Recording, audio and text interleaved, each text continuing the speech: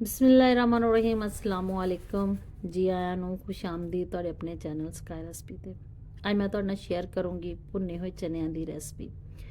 ਇਹ ਉਹ ਵਾਲੇ ਚਨੇ ਨਹੀਂ ਜਿਹੜੇ ਖੁਸ਼ਕ ਭੁੰਨੇ ਜਾਂਦੇ ਨੇ, ਬਲਕਿ ਇਹ ਉਹ ਵਾਲੇ ਚਨੇ ਨੇ ਜਿਹੜੇ ਭਿਗੋ ਕੇ ਭੁੰਨੇ ਜਾਂਦੇ ਨੇ, ਭਿੱਜੇ ਹੋਏ ਹੁੰਦੇ ਨੇ। ਇਹਨਾਂ ਨੂੰ ਰਾਤ ਭਰ ਭਿਗੋ ਕੇ ਰੱਖੋ, ਫਿਰ ਇਹਨਾਂ ਨੂੰ ਸਵੇਰੇ ਭੁੰਨਣੇ ਨੇ। ਖਾਸ ਤੌਰ 'ਤੇ ਜਿਹੜੇ ਪਠਾਨ ਭਾਈ ਭੁੰਨ ਕੇ ਵੇਚਦੇ ਨੇ ਬਾਜ਼ਾਰ 'ਚ, ਬਿਲਕੁਲ ਨਰਮ ਔਰ ਸੌਫਟ ਵਾਲੇ ਚਨੇ, ਇਹ ਉਹ ਵਾਲੇ ਚਨੇ ਨੇ।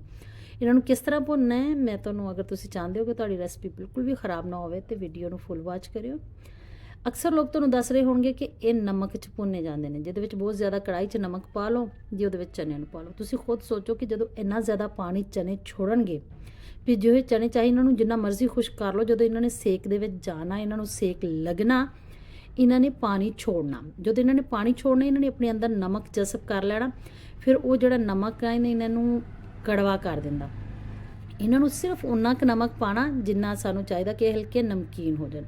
ਫਿਰ ਇਹਨਾਂ ਨੂੰ ਇੱਕ ਲੋਹੇ ਦੀ ਕੜਾਹੀ ਲੈ ਲਓ, ਕੋਈ ਵੀ ਬਰਤਨ ਲੈ ਲਓ ਤੁਸੀਂ ਆਪਣੇ ਘਰ, ਤੁਹਾਡੇ ਕੋਲ ਮੌਜੂਦਾ ਲੋਹੇ ਦੀ ਕੜਾਹੀ ਹੋਵੇ ਤਾਂ ਜ਼ਿਆਦਾ ਬੈਸਟ ਆ।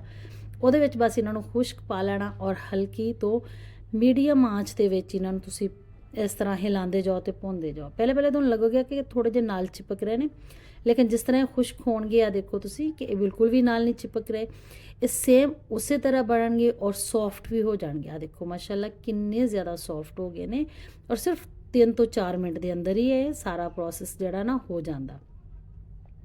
ਇਹ ਇਸੇ ਤਰ੍ਹਾਂ ਭੁੰਨੇ ਜਾਂਦੇ ਨੇ। ਬਸ ਥੋੜਾ ਜਿਹਾ ਇਹ ਆ ਕਿ ਉਹਨਾਂ ਕੋਲ ਨਾ ਇੱਕ ਕੱਪੜੇ ਦੀ ਪੋਟਲੀ ਹੁੰਦੀ ਆ, ਉਹ ਜ਼ਿਆਦਾ ਸਾਰੀ ਬਣਾਈ ਹੋਈ, ਉਹਨਾਂ ਨੇ ਉਹ ਬਸ ਉੱਪਰ ਰੱਖ ਕੇ ਤਾਂ ਇਹਨੂੰ ਉਹਦੇ ਉੱਤੇ ਘੁਮਾਉਂਦੇ ਜਾਂਦੇ ਨੇ, ਯਾਨੀ ਕਿ ਭਾਫ ਦਿੰਦੇ ਨੇ ਜ਼ਿਆਦਾ ਇਹਨੂੰ ਸੌਫਟ ਕਰਨ ਲਈ।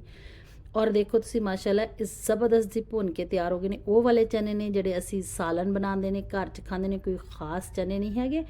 ਇਹ ਉਹੀ ਚਨੇ ਨੇ, ਬਸ ਇਹਨਾਂ ਨੂੰ ਭਿਗੋ ਕੇ ਰੱਖੋ ਔਰ ਇਹਨਾਂ ਨੂੰ ਇਸ ਤਰ੍ਹਾਂ ਕੜਾਹੀ 'ਚ ਪਾ ਕੇ ਹਲਕਾ ਜਿਹਾ ਨਮਕ ਪਾ ਕੇ ਇਹਨਾਂ ਨੂੰ ਭੁੰਨ ਲਓ। ਔਰ ਇਹ ਬਹੁਤ ਜ਼ਬਰਦਸਤ ਨਾ ਜ਼ੁਕਾਮ ਲਈ ਖਾਸ ਤੌਰ ਪਰ। ਉਮੀਦ ਹੈ ਤੁਹਾਨੂੰ ਰੈਸਪੀ ਅੱਛੀ ਲੱਗੂਗੀ।